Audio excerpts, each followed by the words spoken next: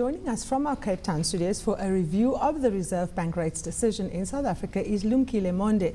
He's the Vice President and Chief Economic Officer of the Industrial Development Corporation. Lumkile, thank you so much for joining us here on Beyond Markets. As expected, the rate not moving, Jill Marcus pretty much doing what the market had expected. The fact that inflation is a concern, that the economic growth has not picked up, are those the only two drivers you think that she took into consideration when making her decision? Good evening.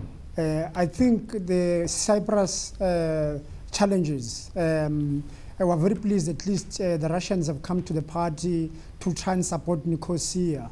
But the reality is that, she's going to find it very, very difficult going forward, particularly if the input costs continue to rise. She talked about the mining sector, that she's very concerned about what's happening there. We all know now that the wage settlements are very, very high. We also know that the energy prices are going to continue rising steadily, although less than 16% that Eskom wanted. And more importantly, that even our maize output is being now forecast to be lower than what expected. So therefore, we expect that the cost push pressures on the CPI are going to continue for a long time. And as she said, in the third quarter, will breach the 6% the upper target rate. Mm-hmm.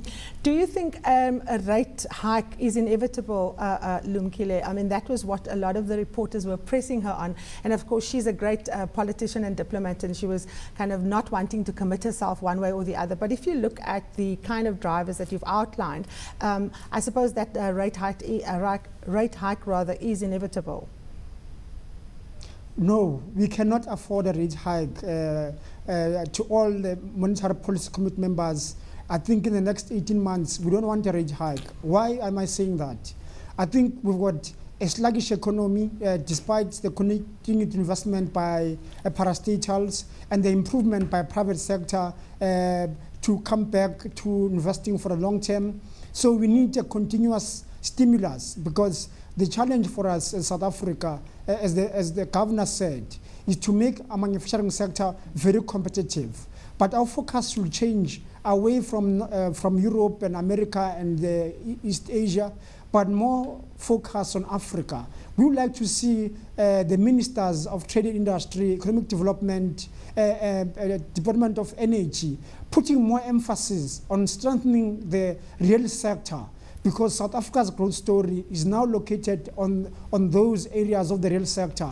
The monetary policies have done so much, they've done a lot, and we want them to continue keeping the rate steady so that we see what the real sector ministers are doing. And we expect them to do more than just talking, but intervene and make sure that we penetrate African markets, because those are the markets where double-digit growth are, and also continuous growth, investing mainly on transport as well as energy infrastructure and other areas of growth which these economies and the rest of Africa are experiencing.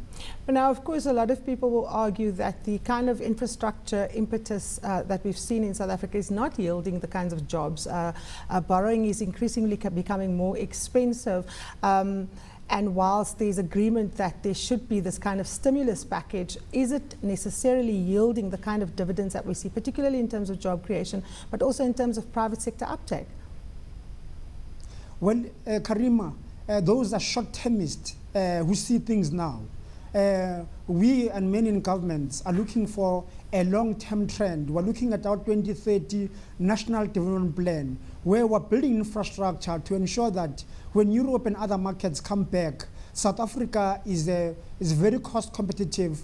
We're a low-cost economy, and we're in a great position to exploit the growth that we're coming back.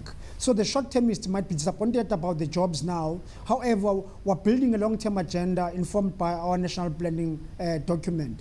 But if we look at economies of scale, if we look at places like Brazil, we look at Turkey, those countries have invested on the same scale as we have, but their returns have been impressive. We are not doing well. What is it that is preventing us from performing, particularly on the jobs front, and getting private sector uptake? I mean, is there still a big chasm between our policymakers and the private sector on some of these key projects?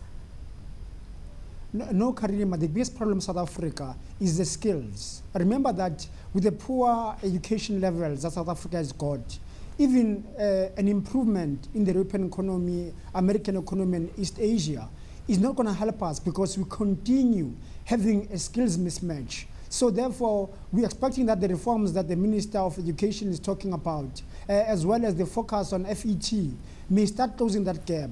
So our weakness, if we compare ourselves with Brazil and Turkey, where they've got it right, is in education. They're able to produce skills, they're able to have competition at the high skills level, which South Africa doesn't have. For an engineer or for a chief economist like me, there's mobility. In those countries, there isn't, because everyone is educated. So we need to focus more on upskilling so that we are ready to provide that growth impetus and the high productivity that the governor talked about, which in South Africa is lacking. There's more wage hike, but less productivity. We cannot continue running an economy that's going to be competitive when productivity lags behind as the wages rise. I'm going to push you back on the skills a little bit. I put this very question to the Minister for Economic Planning and Development, Ibrahim Patel, and he made the example in the automotive sector. We have excellent skills. Countries are making sure that you have your, big luxury cars being assembled here, going to other parts of the world. Some of our nurses are being, headhunted, serving in other countries like Saudi Arabia and so on. Our engineers are building big infrastructure dams in other parts of the world. Is it necessarily a question of a dearth of skills, or is it a question of retaining scarce skills? It is the depth.